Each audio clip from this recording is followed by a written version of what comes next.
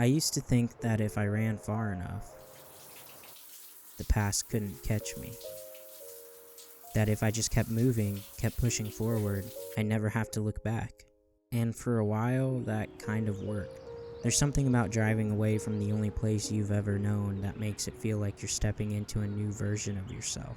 Like the second you cross that state line, you're someone different, someone better. But no matter how fast you go, the past doesn't just disappear, it lingers. In those quiet moments, the late nights when everything slows down, the way certain songs, certain places, certain memories pull you back to a version of yourself you thought you left behind.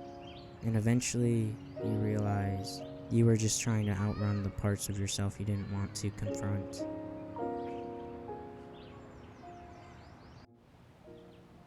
Before college, I was going through one of the hardest times of my life. Different situations made me feel like running was the only option.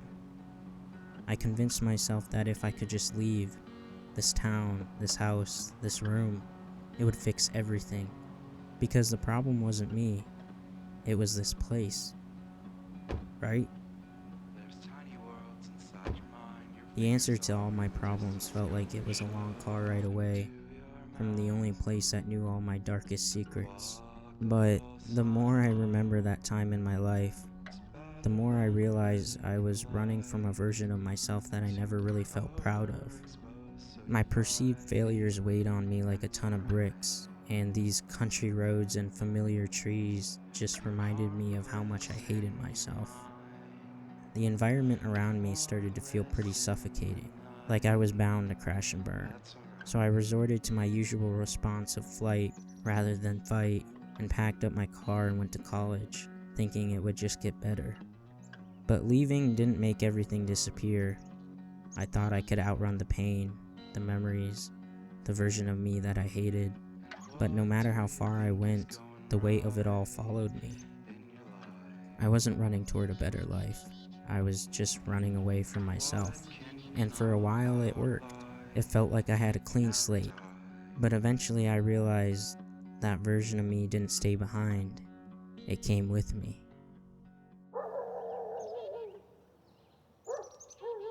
For 4 years, I'd say I lived in this ignorant state of bliss. And I don't say that to diminish the time I had, because honestly, the last 4 years have been some of the best of my life. But at the end of the day, all good things come to an end. And after graduation, I tried my absolute hardest to get that big boy job that my college degree was supposed to get me. I sent out application after application, and it just always came back with the same outcome. I chased every lead I could, and I held on to hope for as long as I could, but it honestly just wasn't going the way I thought it would. After a few more dead ends and no's, I had to swallow my pride and move back home. I had no choice, really. I mean, I was drowning myself with trying to keep up with bills I couldn't pay for. As I packed my boxes to move back home, that creeping feeling of failure and regret and just a rush of emotions came back. And with every box I packed, the feeling of failure really set back in. Even more so when I crossed that state line from Indiana back to Ohio. I really couldn't shake the feeling that these last 4 years had been for nothing. That no matter how far I ran, I was right back where I started. And I didn't know what to do.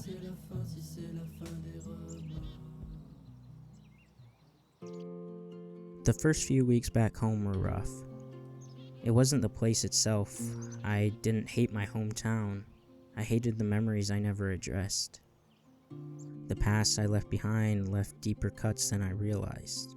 And because I never dealt with them, they never really healed. I just looked the other way, hoping I'd never have to face them again. What I learned about running is eventually you get tired. And when you do, everything you tried to outrun catches back up to you. And that's when it hit me. It wasn't this place I was trying to escape. It was myself. The version of me I couldn't stand. The kid who never felt like he was enough. The one who saw failure in every mirror. who felt like he was disappointing everyone, including himself. But in those 4 years away, I had somehow shaped myself into someone new, someone I actually liked, someone I was proud of. It hasn't been easy. There are still days where I feel stuck, where the old voices creep in and try to convince me that nothing has changed. But I've started to see this place differently. I'm older now, and even if it doesn't feel like it sometimes, I have changed. I've started facing the things I used to run from, having the hard conversations with myself, finally working through the pain I ignored for so long. And through that, something unexpected happened. I developed a new relationship with my past. I stopped seeing it as something to escape and started recognizing it for what it was. A part of me. A part that shaped me, scars and all. I used to think that healing meant erasing the past. That if I ran far enough, if I built a new life, I could leave behind the parts of me I didn't want to remember. But that's not how it works. It's not about pretending the past never happened or trying to outrun the version of yourself you don't want to be. Learning to sit with it, to understand it, and to accept that even the painful parts shaped you into who you are today.